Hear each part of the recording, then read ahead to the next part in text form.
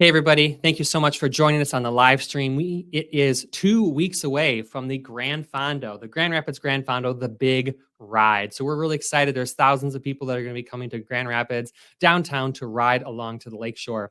There's 2 weeks away to this event, and there's still time to register. And you can also still get out there and fundraise. This year, Mary Free Bed is the charity partner for the Gran Fondo. So all the money raised from fundraising goes right to support Mary Free Bed and our programs here. And one of those programs is our wheelchair and adaptive sports program. And that's where we've got Molly and Tom on the live stream with us. They're going to talk about what their program is. And actually, a really cool part is they're both going to be riding in the Gran Fondo. Tom's done it a couple times. This is Molly's going to be her first time. So let's just get to know them a little bit and talk about why they're going to be riding the Gran Fondo. Molly, Tom, thank you so much for joining us today. Thanks for having us. I appreciate it. Thank you. So Molly and Tom, you guys have both been working here. Tom, pretty new to the team. Molly for a little bit. Tell us about, like, Molly, go ahead. Like, what do you do here within wheelchair sports, and what are some of the sports that you help coordinate?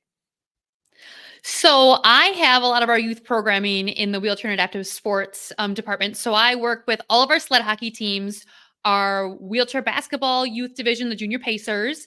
And then I also have our Frenzy, which is our wheelchair lacrosse. We are hoping to play in like the first official juniors division of that this year. And then I also do canoe kayak clinic, downhill ski clinic, and the water ski clinic. Plus I have a big part of our kids camp in the summertime. It's like one of the best weeks of the whole year.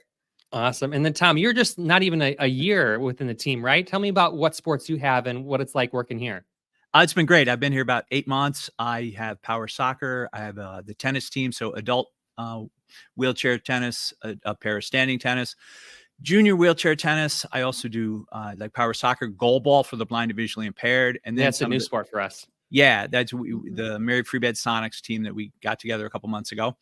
And then I also have some of the clinics. So adaptive golf clinic. Tomorrow night, I have a adaptive archery clinic. Wheelchair fencing. I'm responsible for the adaptive swim lessons. And I think that about does it. Yeah, I mean, that's quite a zip lining.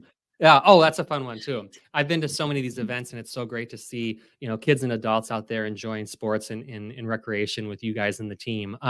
So Tom, tell me, we're talking about the Gran Fondo. Yep. You were cycling this year in the 80 mile, and you've done this many times. Like, tell me what's it like? This is probably my 6th. It's a great ride. I mean, Gran Fondo means big ride, and that's actually what it is. So even like last year when I went down there and just went by myself, I saw a couple buddies down there. So you end up riding with people of your same ability, and it's just fun. I mean, it's a fun ride. It's out to Grand Haven and back, and just getting out to Grand Haven it's just enjoyable just to be out there. Everyone at the rest stops is fantastic. They're so nice. They're appreciative of the fact that you're out there working hard to, raise money and ride this big ride. And it's just, it's literally a 5 or 6 hour party. And that's awesome. And you get some good exercise, and you support a great cause. So this is probably my 6th or 7th. And so these are there's big lengths. There's the 40 mile and the 80 mile, but there's also shorter distances too. So someone who's maybe kind of new to cycling, or they're not, I don't want to train for something like this. I just want to have fun at the party. Like, anybody can go out and do this, right? Yeah, and that's the thing. Like, sometimes, I say I'm going to go ride 80 miles, and people are like, "Are you nuts?" So it can be a little intimidating. And so so there's the 10-mile family fun ride. There's the 25-mile ride. Yeah, so that obviously entails a lot less training. And why do you keep coming back and doing this? I mean, so 6 years, it's important to you, it seems like. Why do you go back and do it every year?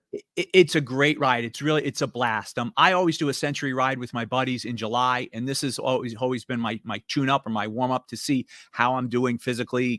Can I do the 100? Because if I know I do 80, I know I can tack on another 20. So it gives me a good gauge of where I am in regard to my 100-mile ride. But it's fun. I mean, if it wasn't fun, I wouldn't be back all the time. And it supports a cause. And this year it supports a really a cause that's really important to me. Yeah, that is so great. And then Molly, I mean, this is going to be your first time doing 80 miles. You've been involved in other kinds of like endurance events. Like, what's it like going from triathlons to then doing a 80-mile bike race? Well, I'm very nervous about going this far because the longest that I have gone has been 60. So in all of my training, all the events that I've done, 80 miles seems like just a little bit unreachable. And I like to challenge. I like to have that little big scary goal in the background. Yeah. Yeah. Oh man. So what about for both you guys? Have you guys been training and practicing getting closer to this 80, or do you kind of build up to a point and then say, okay, now that the event is, that's when I add on that last little bit? I like to get in at least a 60-mile ride beforehand. About a week and a half ago, I did 30 on one day and 50 on another, and after actually 51. So after that 51, I'm like, okay, I'm pretty confident I can add on another 30 and not feel bad. So I haven't trained as much as I would like, but I don't think you're ever going to train as much as you would like. Nope. But I'm feeling confident, and the thing is, Molly and I are riding it together, so I know I'll have some. Misery loves company. So Yep. I know that Molly will be right there with me. We'll be supporting each other, and we'll get it done together. I mean, ultimately, it's about having fun, right? Yeah.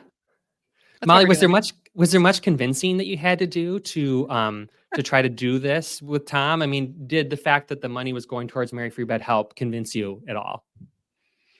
I am always that friend that will say yes. So, but I mean, it's absolutely amazing that it's going towards our department and the Children's Hospital in general. So, I love fundraising for a cause and having things go to having something bigger than yourself. Mm-hmm. So it didn't take much convincing, because if someone says something, hey, do you want to do this? I'm like, yeah, that sounds good. I'm pretty easy to convince. Well, let's talk about that. So Mary Free Bed is the official charity partner of the Gran Fondo. So when you register to ride in the race, you have the money you pay goes to the race for all the logistics and how that all works. But then there's another part in registration where you can then choose to fundraise. So you can reach out to family and friends, people that you know online, and you can say, I'm raising money for Mary Free Bed. And this year, the money is going towards the new Children's Rehabilitation Hospital, the Joan Secchia Children's Rehabilitation Hospital, Mary Free Bed's recreational therapy, and also pictures that we're looking at right now, wheelchair and adaptive sports.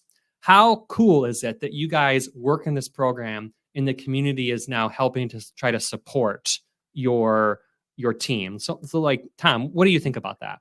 I think it's awesome. I mean, it just, if you could see the work we do every day to help the athletes in our department, and now I get to ride and benefit my department. It's just, it's phenomenal. It's a great organization to raise money for. No, so wheelchair and adaptive sports is so much supported by sponsorships and community support. Like, where does the money that comes in to support your programs go, and how does it help the participants that are involved in your classes and clinics and teams? Molly? We try to keep costs low for all of our participants. So, to be a part of a team or to come to our camps and clinics, a lot of that stuff goes to helping with the costs that go towards it. We like to provide equipment for people if they don't have it. So we don't want there to be a barrier, a cost being a barrier. And so 95% of our department, I think it is supported by philanthropy. So we can't do the work that we do if we don't have amazing causes like this that help fundraise money for us. Yeah.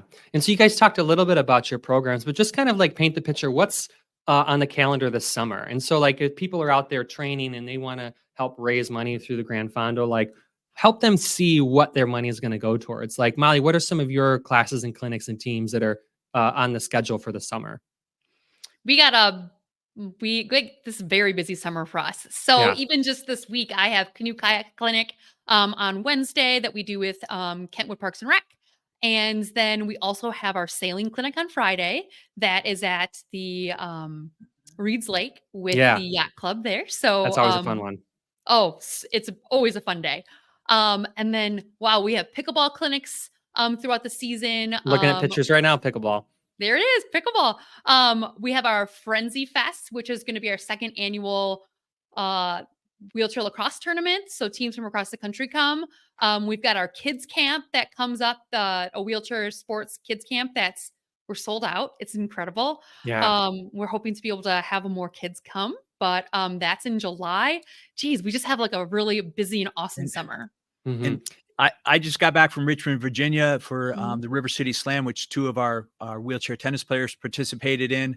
Last week, I had an adaptive golf clinic. Tomorrow night, adaptive adaptive archery, getting into the Power Soccer Nationals, which is this weekend in Fort Wayne, and then the Midwest Wheelchair Tennis Championships, goalball.